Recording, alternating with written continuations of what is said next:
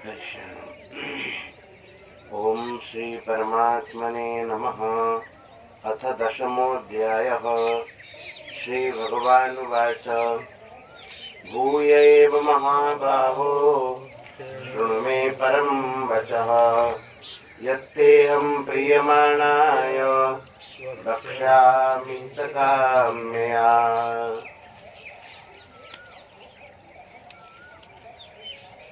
श्रीमद् भगवत गीता के 7वें से लेकर के 12वें अध्याय तक यह जो 6 अध्याय हैं यह भक्ति योग का शतक है। 6 अध्याय में भक्ति योग का ही वर्णन है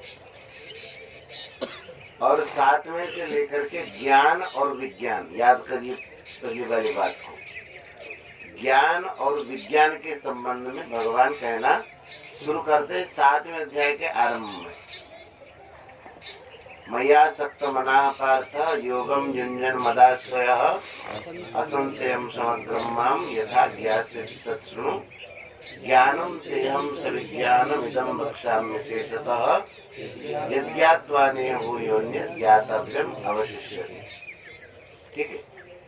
उसके बाद अर्जुन 8वें अध्याय में प्रश्न कर लेते हैं, किं तद् ब्रह्म किमध्यात्मं किं कर्म पुरुषोत्तम अधिभूतं च किं प्रोक्तम अधिदैवं किमुच्यते। इस प्रकार से प्रश्न करते हैं तो भगवान उसका उत्तर देते हैं 8वें अध्याय में।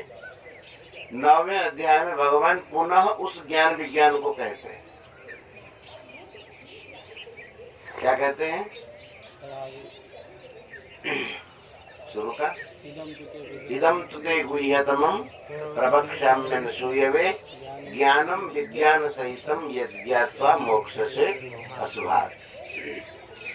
और उस बात को कहते कहते हैं 9वें अध्याय के अंत में भगवान ने कहा मन्मना भव मद्भक्तो मद्याजी माम नमस्कुरु मामे वैश्यसि युक्तैव मात्मानं मत्परायणः। जो इस प्रकार से मेरा भक्त हो जाता है, मेरे में मन को लगा देता है और मेरी पूजा करता है, मुझे नमस्कार करता है, कहते हैं कि मेरे परायण हुआ भक्त मुझे अवश्य ही प्राप्त होता है, इसमें कोई संदेह नहीं। उस समय महाराज जी आप पूछ रहे थे ना कि मन कैसे लगाए, उसका भी भगवान ने यहाँ उत्तर दिया है। मन्मना भव मद भक्तो भव, मेरा भक्त होगा तब जाकर के मन भगवान में लगेगा। जिसको अपना मानता है उसी में ही मन आदमी का लगता है, जिसको अपना नहीं मानता है उससे मन हटता है। अब जिस आश्रम को अपना मानता है उस आश्रम में उसका मन लगता है, सेवा करने की इच्छा होती है। जिसको अपना नहीं मानता है उसको लगता है ये बोझ डाल दिया गया हमारे पर। तो भगवान कहते जब मेरा भक्त होगा तो मन मेरे में लगेगा, इसलिए मद्भक्तो भव एक आता है। भगवान को अपना मानने से अपने आप भगवान में मन लगने लगता है। इस प्रकार से 9वें अध्याय का विषय पूर्ण किया और अब भगवान अर्जुन के बिना पूछे ही, अर्जुन ने पूछा नहीं लेकिन भगवान बोलना शुरू कर रहे हैं, क्योंकि भगवान के मन में जो कहने का वेग है, कहने की जो इच्छा है अभी पूर्ण हुई नहीं, इसलिए भगवान पुनः उसी बात को कह रहे हैं। भूय एव महाबाहो शृणु मे परमं वचः यत्तेऽहं प्रीयमाणाय वक्ष्यामि हितकाम्यया। भगवान कह रहे हे महाबाहो भूय एव मे परमं वचः शृणु। भूय एव का अर्थ क्या? भूय का अर्थ पुनः, फिर सुनो, और भूय के साथ एक एव शब्द लगाया। भगवान का कहने का मतलब पहले हमने कई बार कह चुका। 7वें अध्याय में भी नवम अध्याय में भी हम कई बार कह चुके हैं, इसलिए भूय एव सुनो, निश्चित रूप से पुनः सुनो। पुनः सुनो का मतलब कोई कह सकता है कि महाराज पहले आप कह चुके हैं तो फिर क्यों कह रहे हैं और हम फिर क्यों सुनेंगे? नहीं नहीं, भूय एव सुनो, पहले तो कह चुका हूं, क्यों फिर भी तुम सुनो, क्योंकि ये परमम वचः, ये कैसी बात है? श्रेष्ठ बात है, बहुत उत्तम बात है। किसी बढ़िया बात को एक बार कह देने से होता नहीं, बार बार कहने से मन में बैठ जाता है। देखिए देखिए ना, ये कोरोना वायरस वाला वो दिन रात प्रचार ही करता है ना, क्यों 10 बार 100 बार प्रचार करेगा तो मन में बैठेगी, और कोई बात हो तो सामान्य एक बार कह दिया। तो भगवान कहते हैं कि ये तो अच्छा हुआ कि माइक लगी थी भगवान का नाम संकीर्तन के लिए, परिक्रमा में जिसमें भी माइक लगा गया था, कोरोना वायरस के प्रचार के लिए नहीं लगाया गया, नाम संकीर्तन के लिए लगाया गया था, लेकिन उसका उपयोग इसी में हो गया। तो भूय एव कहने का अर्थ मैं पहले कह चुका हूँ, ये परम वचन है, श्रेष्ठ वचन है, श्रेष्ठ बात है, इसलिए एक बार में हो सकता है पकड़ में ना आए, इसीलिए पुनः सुनो, निश्चित रूप से सुनो। यत ते अहम प्रियमाणाय, तुम मेरे बहुत प्रिय हो, और आपके लिए ते हितकाम्यया अहम वक्ष्यामि, आपके मंगल कामना करके आपका हित हो जाए, इसी कामना से, हित काम्यया, हित की कामना से अहम वक्ष्यामि, मैं कह रहा हूं। समझ में आई बात? भगवान कहते तुम मेरे अतिशय प्रिय हो, है ना, प्रिय मानाय हित काम्यया ते हित काम्यया अहम वक्ष्यामि, तुम मेरे अतिशय प्रिय हो, इसलिए तुम्हारे हित की कामना से तुम्हारा कल्याण हो, इसी कामना से मैं कहूंगा, कह रहा। देखो इसमें एक विशेष बात है, जो परम वचन जो होता है, श्रेष्ठ बातें जो होती हैं, वो बहुत गूढ़ होती है। जो बातें जितनी सूक्ष्म है, वह जो बातें जितनी गूढ़ है, वह उतना सूक्ष्म होता है। नहीं, स्थूल बातों को तो हर कोई समझ जाता है, लेकिन सूक्ष्म बातों को समझने में कठिनाई होती है, आसानी से समझ नहीं पाता, बुद्धि उस विषय में काम नहीं करती, इसलिए समझ नहीं पाता है। तो भगवान अपनी तरफ से उस बात को कहते हैं कि न मे विदुः सुरगणा प्रभवं न महर्षयः अहमादिर्हि देवानां महर्षीणां च सर्वशः। भगवान कहते मैं प्रभवम, मेरे प्राकट्य होने को, भगवान का जो अवतार होता है, बोले मैं प्रभवम, मेरे प्रभाव को, मेरे अवतार को और मेरे उत्पत्ति को, मेरे प्राकट्य को, सुरगणाः च महर्षयः न विदुः, सुरगणाः देवता, बोले मेरे प्राकट्य होने को देवता नहीं जानते और न महर्षि जानते हैं। इसका मतलब क्या है? देवताओं के पास अलग संपत्ति है और महर्षियों के पास अलग संपत्ति है। महर्षियों के पास कौन सी संपत्ति है? त्याग, तपस्या। भगवान कहते हैं कि मेरे प्राकट्य होने को ये महर्षि लोग भी नहीं जानते। इसका मतलब केवल त्याग तपस्या से मुझे नहीं जाना जाता है, और देवता लोग नहीं जानते हैं। देवता लोग नहीं जानते कहने का अर्थ, देवलोक में सुख भोग बहुत, प्राचुर्य संपत्ति है, सुख की कोई कमी नहीं है, लेकिन कोई संपत्ति से, कोई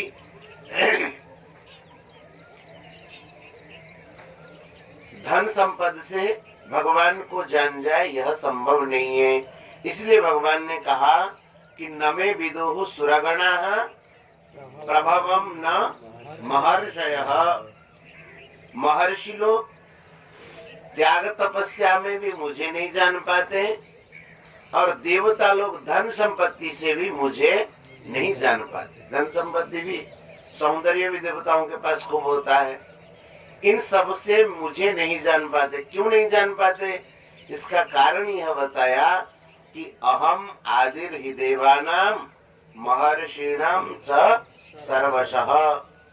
सब दृष्टि से, सर्वशः सब दृष्टि से मैं देवताओं का और महर्षियों का आदि हूँ। सब दृष्टि से कहने का मतलब क्या है? आयु की दृष्टि से भी, ज्ञान की दृष्टि से भी, धन संपत्ति की दृष्टि से भी, सुंदरता की दृष्टि से भी, त्याग तपस्या की दृष्टि से भी। सर्वशः का मतलब सब दृष्टि से। देवताओं का और महर्षियों का मैं आदि हूँ। जो आदि वाला है, आदि मानव हमारे से पहले है, हम उनको कैसे जान पाएंगे? वो हमको जानता है, वो हमें जानता है, लेकिन हम उनको नहीं जान पाएंगे। जैसे माँ है, अब माँ को पुत्र जानता थोड़ा ही है। पिता है, माँ है, उनको जानता है क्या? जानता है? आप लोगों में से कोई जानता हो? मानते हैं। इसलिए महाराज श्री हमारे कहते थे कि भक्ति योग मान्यता प्रधान है।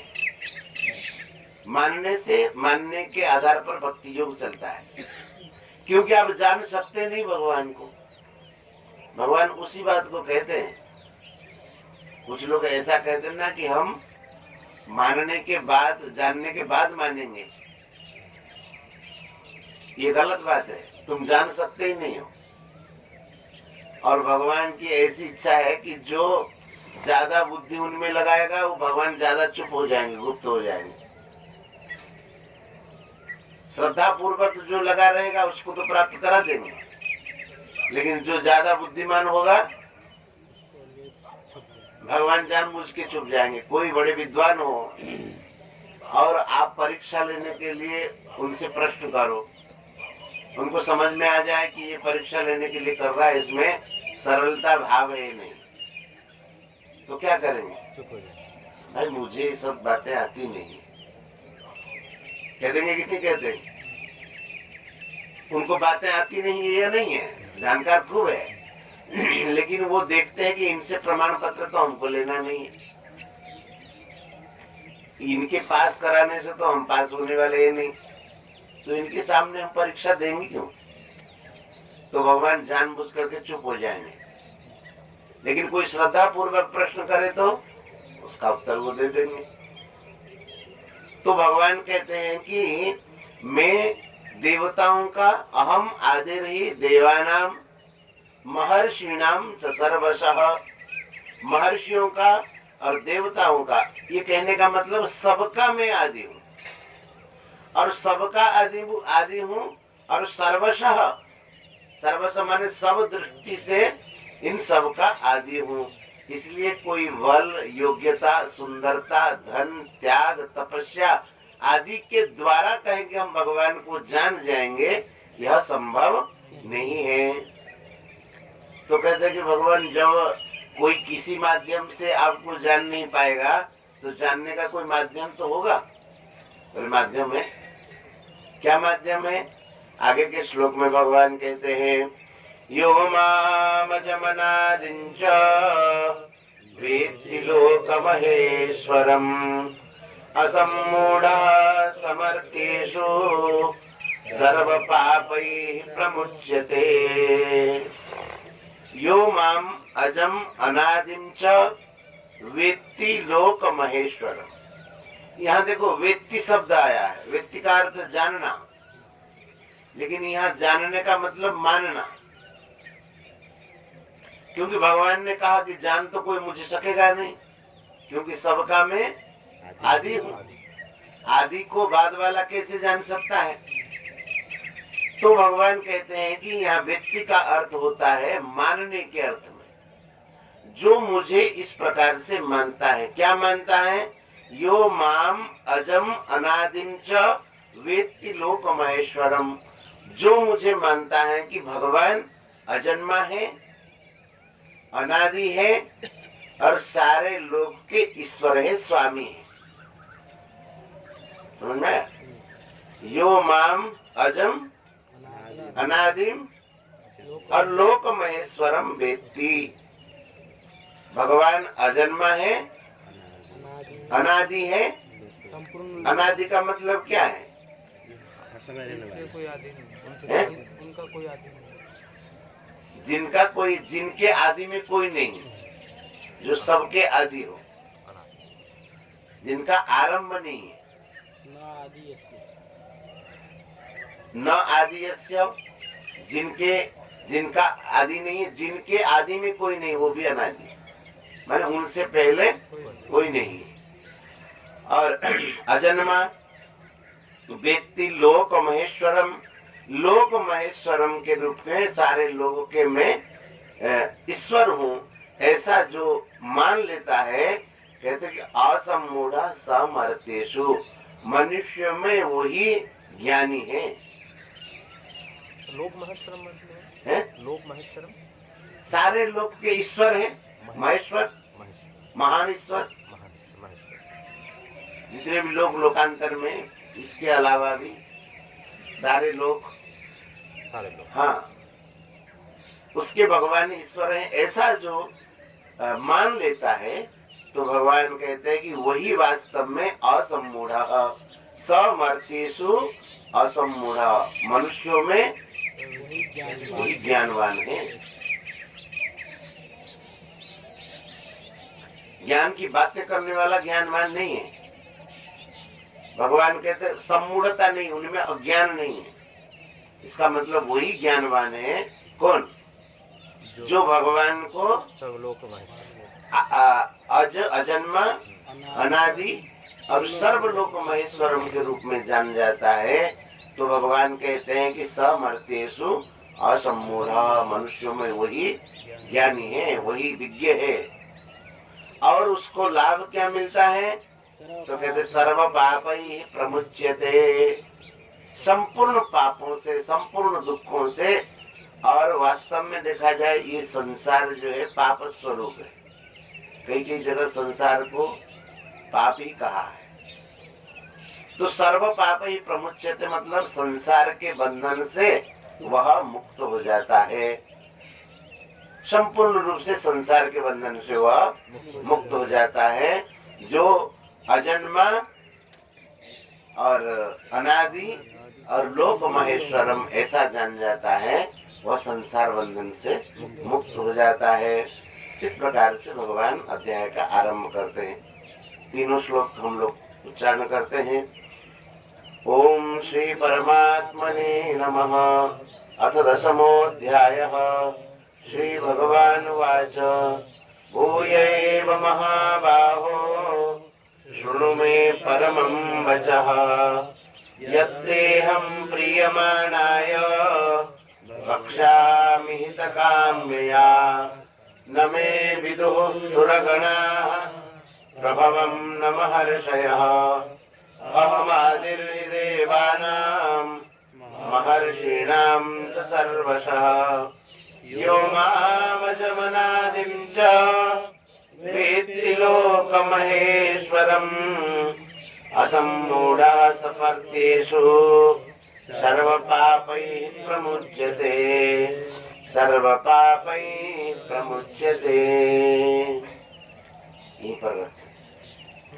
गोविंद जय जय गोपाल जय जय गोविंद जय जय गोपाल जय जय राधा रमण हरि गोविंद जय जय राधा रमण हरि गोविंद जय जय